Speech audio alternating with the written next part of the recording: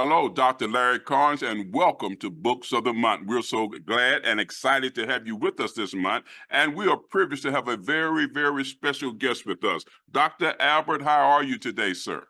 All right, sir. Trying to recover from my surgery from yesterday. Thank you. Yeah, and we're going to stand in agreement with you for that recovery and for that healing. Do this for us. Introduce yourself to our viewing audience and tell them who Dr. Albert is. Yeah. So, I'm a professor emeritus at the University of North Texas Health Science Center in Fort Worth, the Texas College of Osteopathic Medicine. I'm the chair of medical education, and I have a research lab. I grew up in Allentown, Pennsylvania. I left there in 1973, joined the United States Army, and I met my soulmate, Sharon, who encouraged me with my career. And it's been a fabulous career through medical school, 2 residencies, just a wonderful time, chair of the board of surgery. And then life changed. She got a rare form of cancer, 1 in 5 million. She's about 8 years out from that. It was a bladder. Then she had a massive stroke, and she has expressive aphasia. So she can't tell you what she's really trying to tell you. And now she's getting more dementia. Okay, let's do this then. So you begin to talk about some stuff that you're sharing about the book. I wanted to ask you this question as we get ready to get into the book. And you talk about your lovely wife, who I saw the testimonies here, your soulmate, and then the difficulties that she had because she had that stroke. Yeah. Wet My Hands. Speak to us and speak to our viewing audience about what inspired you to come up with this title. And what exactly does Wet My Hands uncover and reveal to the viewing audience? Sure. So I thought about writing a book for a while, and I thought about having maybe looking at how do you train as a heart surgeon? And then as things started changing in life, I said, you know what? Let me just talk about my life. Let me start and talk about my life. And the title Wet My Hands is our big boss who trained at University of Alabama. Whenever we tied a knot, the tech would squirt your hands so the knots would get tighter. And that was the title I thought would be a great title, Wet My Hands. So the tech would do what with your hands now? Squirt water on my hands. Yes. The suture would slide. And how did that make the knot tighter? It makes it tighter because the suture slides down and you get down and they're nice and tight. Oh, my. Yeah. And so when you took that and now you said, okay, the title of the book is Wet My Hands. Right. Okay, and Wet My Hands will inspire our viewing audience and the people who are going to go out and purchase this book. What are some nuggets that are contained in Wet My Hands that's going to be beneficial to the people who go out and purchase this book? Yeah, thank you. I think there's a portion of the book where when I was growing up, many people told me that I really wasn't very smart, that I wasn't really, meant to be academic, whatever. Certainly that has proven them wrong. So there's always this negative thing. And that drove me to join the military. I thought perhaps maybe, that would change. Other parts in there are, how you kind of build a career with a person, a loving person, go through the different aspects of life. And then, here you are later in life and you never realize, what comes before you, what God has given you, as, your tough thing to get through. Yes. It's been tough, but certainly you keep faith and you keep going forward. Wow. So now Wet My Hands, I'm listening to you, and this is so powerful. Wet My Hands it's a testimony of a faith journey. And there were childhood tapes that you had to get out of your mind because people saying that you would not be successful, that you could not be successful. Yes, sir. But your life is a testimony that those negative childhood tapes were not true. That's Share correct. with us, Dr. Albert, what are some things in the book that would encourage people to realize that they can be victorious even when people speak negatively about them? Yeah, I think as I dive in the book and they see the hurdles that I passed and they think to themselves or reflect and say, this sounds like something maybe happening to me. Perhaps I need to regroup and look at this, and hopefully I'm going to encourage them, to do that. Uh, because I think everyone can be successful. It's just a matter of you've got to kind of figure out in your mind that yes, you can actually do this. Now, Dr. Albert, that's powerful. So now the mind, which is so very powerful, has a lot to do with our successes or failures in life. Would it be safe to say that? I would agree 100%. And how we perceive something. I'm thinking, our perception many times will become our reality. So That's right. you've written here. Now I see something here. You were so, just so loyal to your wife. You had to become a caregiver, as you shared, of your wife after she had that stroke. What were some of the motivating factors and the challenges that you faced during that time of life? Yeah, I had a busy, cardiac surgery practice at the university.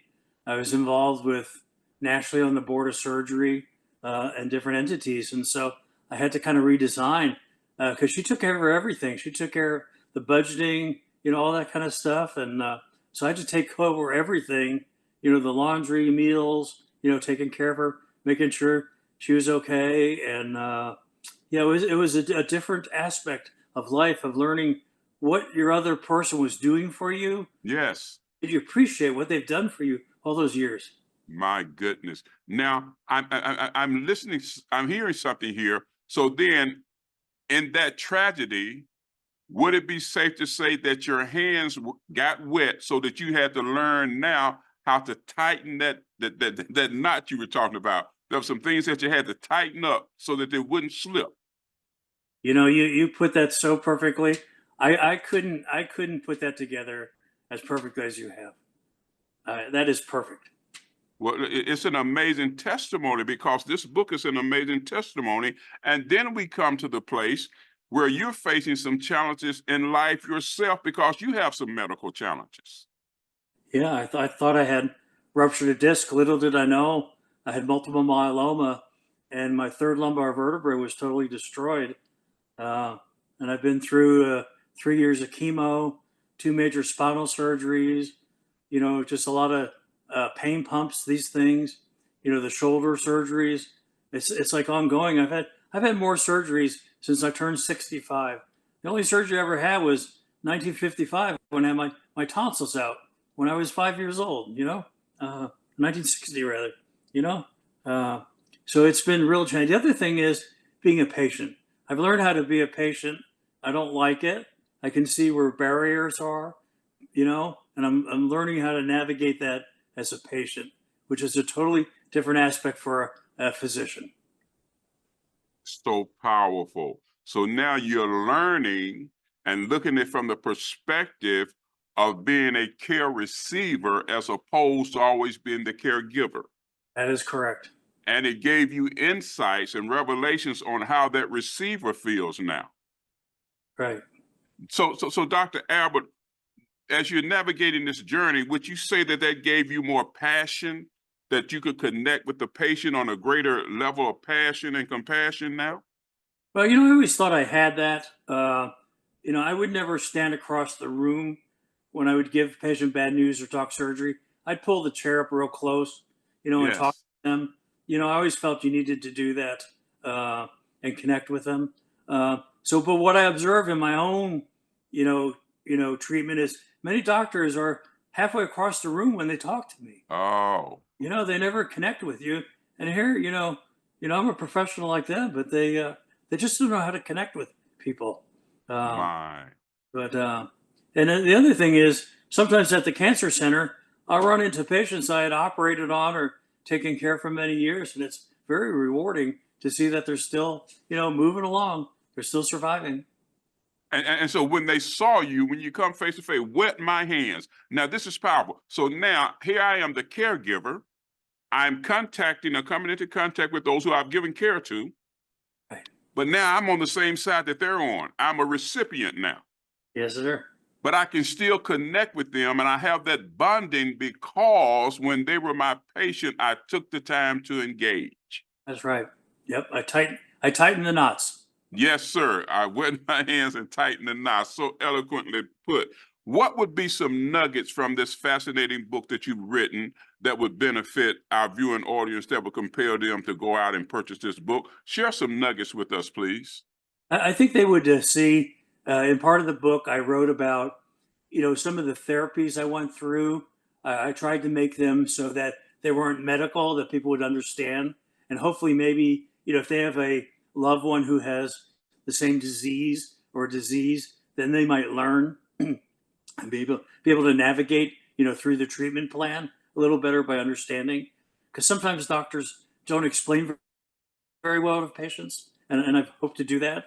Also the other thing is wanted to show in the book that although you have many complications, you've got to be resilient and keep moving forward. And you can't let it get you down. You got to keep moving, keep moving. Powerful. I trust that our viewing audience is listening and hearing what you're saying. The difficulties may be there, the barriers and the obstacles may be there, but your trust, your faith must be greater than those barriers or those obstacles that you're facing. That's absolutely correct. Wow, that is fascinating. That is so fascinating. Wet My Hands traces the influence the facts have had on weaving, cutting, and tying the trends of his life. It says that the book resonates with humor, history, and passion. Talk to us about that. History, humor, and passion. Yeah, yeah. The history, traces my career. I've put some funny quotes and stories in there that have happened, and then of course, with my wife and Yes. my thing with that. But yeah, I put in some humor in there. I wanted a little bit of humor, funny stories from growing up, or things that have happened. And I got a lot of good feedback on these. Things happen in life that are somewhat humorous, but you got to laugh as well. And but so it's a mix of that. As you were speaking, Dr. Albert, I was reminded that a merry heart doeth good like a medicine. And so you say you mix that humor in there, that in the midst of the difficulties and the trials, the challenges of life, the vicissitudes of life, we Right. can still have some humor, and that thing will be something that will help us, that will catapult us to face those challenges. Absolutely. Yeah, you've got to have that, and otherwise, yeah, it really makes a difference. You've got to be Yes, able to sir. just look at that. Share Absolutely. with our viewing audience right now. You so eloquently written this book. You've shared your life. I mean, your beautiful wife, you've been navigating this journey with, caregiver, now you're the recipient of care. Talk to us about the process of this transition and what it's done to Dr. Albert and what it can do to our viewing audience. Yeah, we never expected this. We're going to celebrate our 50th wedding anniversary this August. Congratulations. Thank you. And you go through life. Both of you have careers. Um, she got the bladder cancer and then retired, started writing herself, but then the stroke.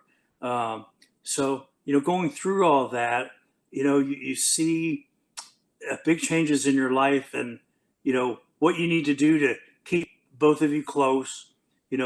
It's very frustrating when someone has dementia.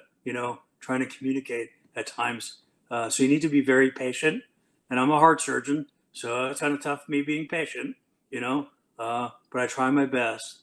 But I think the thing is the love and guidance that's over us, shining over us, is what's keeping us going together. And I put that in the book in a way that it weaves through there.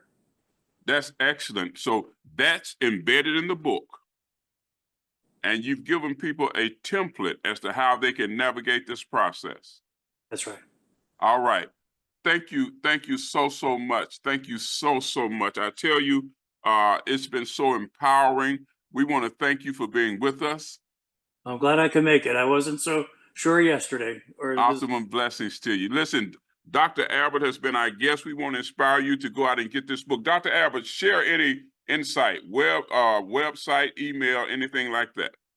Yeah, my website is Yurvati Books, Yurvati books.com, and you'll see some video, a little more about the book, things. I did a Times Square digital billboard, a few different things you'll see on there, and some Awesome. YouTube. Okay. Awesome. We want to thank you for being our guest. Listen, I'm Right. Dr. Larry Carnes. Don't go any place. We're going to take a break and we'll be right back. I appreciate you having me. Thank you, sir.